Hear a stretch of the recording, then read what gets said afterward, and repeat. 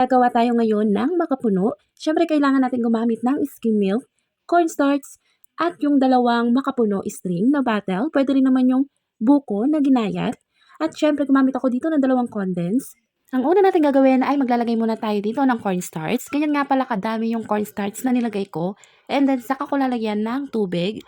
At halu-haluin lang natin ito hanggang sa matunaw na yung cornstarch. Pag okay na, itabi muna natin ito kasi gagamitin natin ito mamaya. Next is maglalagay tayo ng dalawang latang condense sa kawali.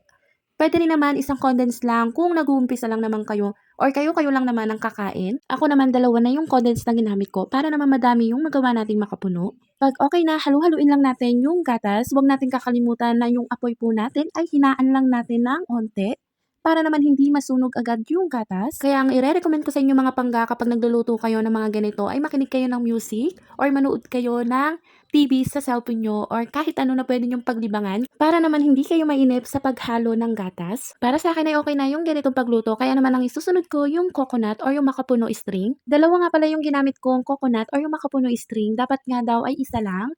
Pero para sa akin, gusto ko maging special yung makapuno natin kaya naman dinamihan ko na siya ng makapuno. Kaya naman dalawa yung coconut string na ginamit ko or yung makapuno is gusto ko kasi pag kinakain ko yung makapuno is nalalasahan ko talaga yung pagka-coconut niya. Yung feeling na pag kinain mo yung makapuno is buo-buo pa siya pag kinakagat mo. Ganun yung gusto kong makapuno. Kaya naman naisipan ko na dalawa na lang yung ilagay kong makapuno string.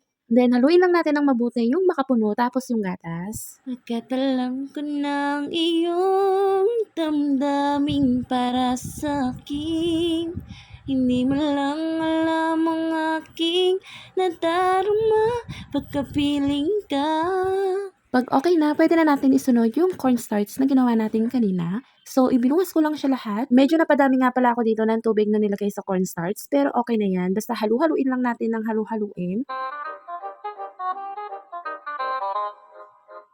Hangga't sa makuha na natin yung ganitong itsura, kung okay na ba sa inyo yung ganito kalapot or kung gusto nyo pa ng mas tumigas pa or mas lumapot pa, basta i-continue nyo lang yung pagluto hangga't sa makuha nyo na yung gusto nyong luto. Para sa akin ay okay na yung ganitong luto, kaya naman nahanguin ko na siya. At ayan nga, hinango ko na siya. In-stay ko nga muna siya dyan para lumamig. Kung hindi nyo naman bet yung ganito kalambot or ganito kakunat, ay pwede nyo pa rin naman siya i-continue lutuin. Para sa akin kasi mga pangga ay okay na yung ganitong luto. Then, eto naman yung susunod natin, itong skim milk. So, gagamit tayo ng skim milk pang coating dito sa ating makapuno. Ayan nga, ready na yung baby ko na mag-coat ng makapuno. Sabi nga niya sa akin, Mami, pahinga ka na. Pagod ka na, ako na lang gagawa nito. Kahit nga na hindi niya alam yung gagawin, pero nagpipresenta pa rin siya na siya ang gagawa. At ayan nga, titikman niya pa talaga dyan yung skim milk. So, nagustuhan nga din niya yung lasa niyan. At ayan nga, i-start ko na siyang gawin. So, binibilog ko lang yan, then i-coat ko na yan sa skim milk.